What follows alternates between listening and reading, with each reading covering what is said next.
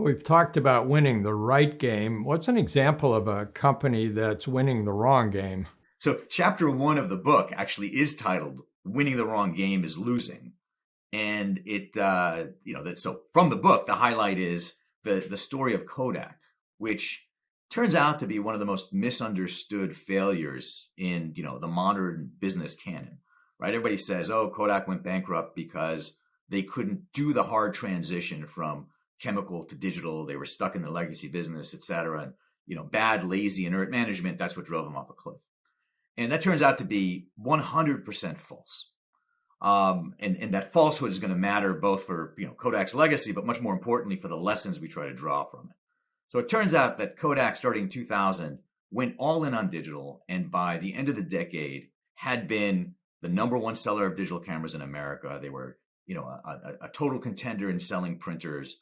Even today, if you go to a CVS or a Walgreens, you see their digital printing kiosks there, right? So it became a leading digital printing company. So it won that game. It did what everybody said they couldn't do. But the thing, they still go bankrupt.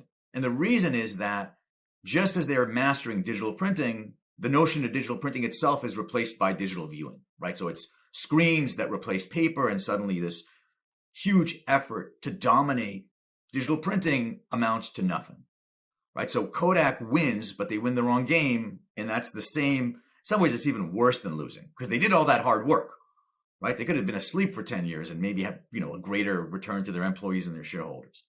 So, and it's a perfect example of a problem that happens when we start looking at change in the world and focusing at the level of, which is how we usually focus, the level of technologies, the level of activities, right? So this is what I put under the bucket of, what I now call classic disruption, right? So you can think about, kind of the healthcare exemplar of classic disruption was Minute Clinic, right? It was basically, I look at what you do in an ER and I make it, worse, but good enough. And as long as it's cheaper, that's competitive.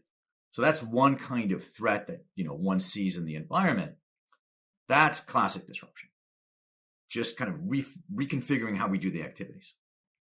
If you look at CVS Health, where now you have, okay, there's Minute Clinic, but it's coupled with a retail pharmacy that 90% of the population is within like 8 miles of, and you put that in with a giant health insurer, and you put that in with a giant pharmacy benefits manager, suddenly you can see that if those are kept as 4 silos, okay, no big deal.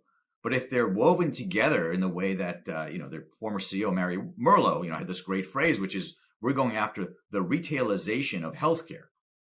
Right? That's a totally different proposition. To make that happen requires a different approach to strategy. And by the way, to respond to that happening is going to require a very different approach on anybody who feels like they might be put on the defense from that.